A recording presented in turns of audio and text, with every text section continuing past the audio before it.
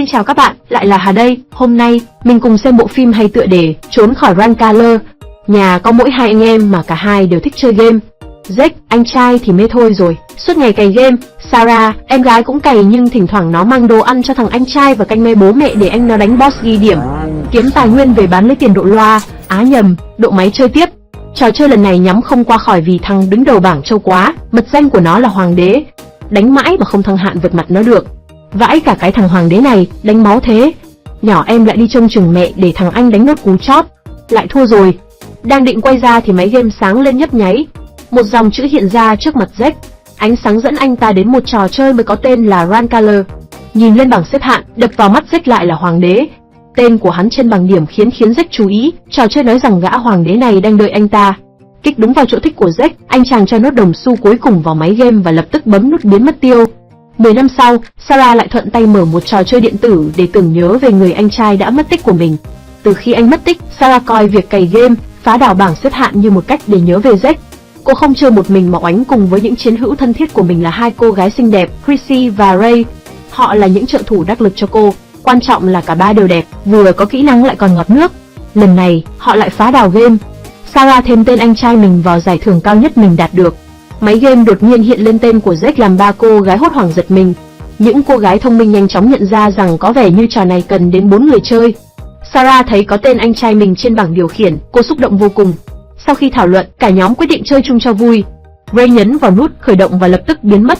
Hai cô gái còn lại sợ hãi gọi điện báo cảnh sát, nhưng họ cho rằng các cô gái chỉ đang nói đùa.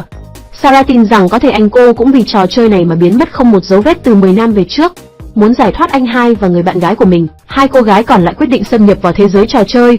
Sau khi nhấn nút, cả hai bị hút vào game và tỉnh dậy với trang phục không thể mát mắt hơn được nữa.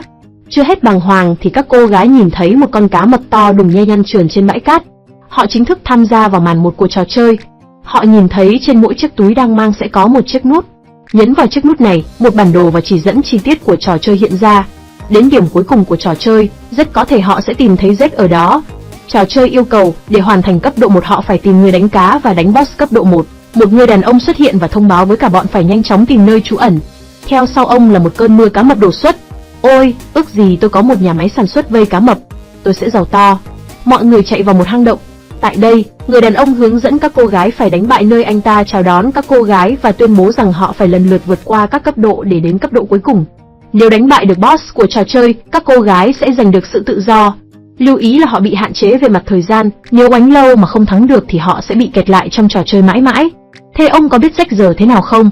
Thời gian chơi của Jack gần hết, nếu không thắng được trò chơi, anh sẽ bị biến thành một phần của trò chơi này. Hỏi gì mà hỏi hoài, bọn cá mập hết kiên nhẫn nổi, tụi nó lao vào hang hành hung các cô gái. Đâu có dễ đâu cưng, chị mày dặn rộng chứ đâu phải dạng vừa. Các cô gái đấm vào bọn mập khiến chúng bay màu. Nhưng mà cá mập gì mà bu đến đông như ong vỡ tổ. Các cô gái nhận ra rằng bọn nó được tạo ra và điều khiển bởi chung cuối của game, vì thế Chrissy thò tay vào túi lấy một viên đá phóng như lốc xoáy vào lỗ đen đang tạo ra cá mập khiến nó nổ tung. Họ đã vượt qua cấp độ 1. Sau khi giành chiến thắng, một bảng điều khiển hiện ra và cho phép họ chọn một kỹ năng để nâng cấp. Nâng cấp xong, họ được đưa tới chỗ bản đồ trò chơi cho biết vị trí tiếp theo là một khu rừng rậm rạp. Nhìn đồng hồ đang đếm ngược bên dưới, họ biết rằng đây là giới hạn thời gian của họ. Để tiết kiệm thời gian, họ lập tức chuyển sang cấp độ tiếp theo. Vào màn 2, các cô em xinh đẹp thay một bộ đồ mới phù hợp với địa hình đi rừng. Giá mà vẫn mặc đồ 2 mảnh thì có phải là hay hơn không? Tiếc ghê. Đang di chuyển thì ba cô gái nghe được một nhóm lính đang bắt giữ một tên trộm và bà Tám về Jack, cánh tay đắc lực mới của nhà vua. Chrissy hoảng sợ la lên khi một con nhện rừng bò vào tay cô ấy. Bọn lính biết có kẻ đột nhập liền tổng lực tấn công. Khi bọn lính bận choảng nhau với ba cô gái, tên trộm thừa cơ trốn mất. Thoát được bọn lính, ba cô gái phải vượt qua một loạt thử thách từ trò chơi. Sarah phải băng qua một cái hố đầy rắn. Hai cô bạn còn lại phải băng qua cầu bên dưới đầy can thịt. Khi đang đối mặt với nỗi sợ hãi của mình, Lay bị nuốt chửng bởi một con cá sấu. Chrissy hoảng sợ và nhanh chóng bị những người lính bắt giữ. Sợ vãi, cô nàng ngất xỉu. Đó, các anh muốn làm gì thì làm nhanh đi. Khi tỉnh lại, cô nàng số hưởng thấy Ray đã đánh bại bọn lính. Rối não quá, không phải con bạn nó đã chết rồi hay sao? Thì ra mỗi người chơi sẽ có 3 mạng. Ray chỉ mới mất 1 mạng và cô vẫn có thể tiếp tục tham gia vào trò chơi. Bên này, Sarah đang đánh boss ở cấp độ 2. Cô vật lộn lăn lông lốc với ông trùm rồi hất hắn xuống hố sâu đầy rắn. Hoàn thành nhiệm vụ, Sarah một mình băng qua khu rừng để tìm kiếm những người bạn. Đột nhiên, cô thấy mình bị cuốn ngay vào một sa mạc. Cấp độ 3 lập tức bắt đầu. Vừa dồn sức đánh đấm xong, điểm sức mạnh của cô cạn kiệt. Từ xa, một em khủng long to bự xuất hiện rượt cô chạy hộc hơi. Vắt chân lên cổ chạy tới sát bờ biển thì con khủng long lao vào tát một phát. Sarah chính thức mất một mạng. Sau khi hồi sinh, Sarah kiểm tra để nâng cấp kỹ năng của mình thì một cơn bão cát xuất hiện, tặng kèm hai người bạn đang tăng tốc chạy về phái cô. Sarah quyết định nâng cấp tốc độ để chạy trốn cơn bão cát cùng đồng đội.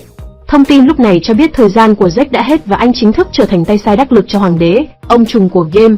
Sarah không thể từ bỏ anh trai mình, cô thuyết phục các cô bạn quyết phá đảo trò chơi để cứu Zack. Boss cấp độ 3 xuất hiện, đột ngột bắn vào Ray. Cô gái lại mất thêm mạng nữa. Tên này có vẻ khó nhăn, đánh đá đủ kiểu mà vẫn không thắng được. Người ta nói 3 đánh 1 không chột cũng què, thế nên chắc chắn là 3 cô gái của chúng ta sẽ giành chiến thắng. Nhìn cái xác của Ray, các bạn khuyên cô nên dừng lại để bảo toàn mạng sống nhưng cô vẫn khăng khăng đi tiếp.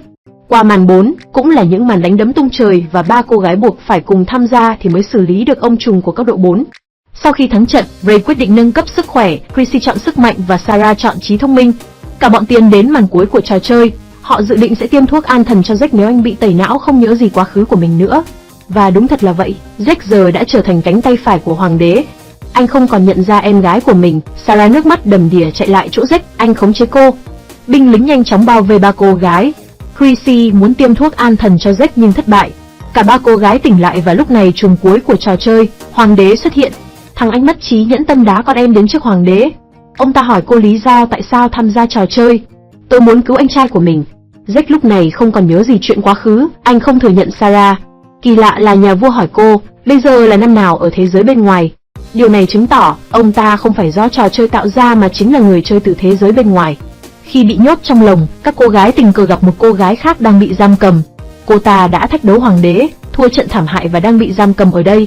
Cô gái không nhớ được mình là ai, nhưng cô biết chắc hoàng đế là một con người từ thế giới bên ngoài giống như họ. Ông ta đã khai thác các kỹ năng và đánh bại người cai trị cũ của Rankaler. Rồi ông ấy chọn ở lại trò chơi thay vì trở về thế giới hiện thực. Mà cô gái nhận ra chỉ khi đánh bại nhà vua họ mới thoát khỏi trò chơi tai quái này. Cả 3 quyết định thách đấu với hoàng đế. Trùm cuối của trò chơi, hoàng đế chơi gian, ra lệnh cho mấy anh đẹp trai đánh úp các cô gái. Nhưng bọn con gái kia đâu có dễ bị đè, họ tấn công và đè ngược lại củ khoai các anh lính. Lúc này, hoàng đế sai Zack ra tay. Không muốn đối đầu với anh hai mình, Sarah ra sức đối thoại. Cô gợi nhắc lại nhiều kỷ niệm trước đây để khơi gợi trí nhớ cho Zack. Cuối cùng Zack cũng nhớ lại quá khứ và bắt tay cùng với 3 cô gái, lập ra bộ tứ siêu đẳng chống lại kẻ ác. Khi chương trình như chưa từng có cuộc chia ly đang diễn ra, hoàng đế hết kiên nhẫn nhắc nhở rằng vẫn còn anh ta ở đó. Muốn thắng thì nhào vô mà chiến chứ cứ ôm nhau khóc thế này biết bao giờ mới hết phim. Luật là chỉ 1 chọi 1, chứ không chơi 4 chọi 1. Vậy là Zack đứng ra đánh nhau với hoàng đế. Lần trước Zack thua nhưng lần này có các cô em xinh tươi cổ vũ nên máu chiến trong người dâng cao. Anh bị hoàng đế oánh bầm dập rồi cũng quay lại phản công tới tấp. Kết thúc là một pha knock out banh nóc nhà. Dù thắng nhưng kỳ lạ là cổng ra thoát khỏi game vẫn không xuất hiện. Thì ra hoàng đế vẫn chưa bị đánh bại hoàn toàn. Lần này, con tê giác to hung hãn cũng lao ra giúp chủ nhân của mình. Cả bầy lại lao vào đánh nhau tập thể. Khi trận đấu vẫn bất phân thắng bại, nữ chiến binh trước đây đã từng thách đấu hoàng đế xuất hiện. Họ tung ra những đòn khốc liệt cuối cùng. Chiến thắng của họ đã được máy chủ của trò chơi công nhận, cánh cổng ánh sáng xuất hiện. Mọi người chạy về phía cổng ra, duy nhất chỉ có nữ chiến binh tóc đen ở lại. Cô muốn ở lại để làm vua của trò chơi và giày vò trả thù lại hoàng đế. Điều này làm Zack khá do dự. Khi các cô gái quay trở về, họ không thấy Zack đâu. Đột nhiên, họ nghe thấy tiếng động phía bên kia của căn phòng. Zack ở đó cùng với hoàng đế. Thì ra, vì không muốn hoàng đế bị giày vò, Zack đã tranh thủ cứu anh ta và đưa hắn rời đi cùng mình. Vậy là cuối cùng, trò chơi cũng ngừng hoạt động. Tuy nhiên, sau khi nhóm trẻ rời đi, trò chơi lại rục rịch khởi động lại để chờ đợi những người chơi xấu số tiếp theo. Các bạn hãy xem phim và tự cảm nhận về bộ phim này nhé. Cả nhà hãy like và đăng ký cho kênh của Hà nha. Chỉ mất ít phút của các bạn nhưng điều này là cực kỳ có ý nghĩa với Hà. Cảm ơn cả nhà và mến chào tạm biệt.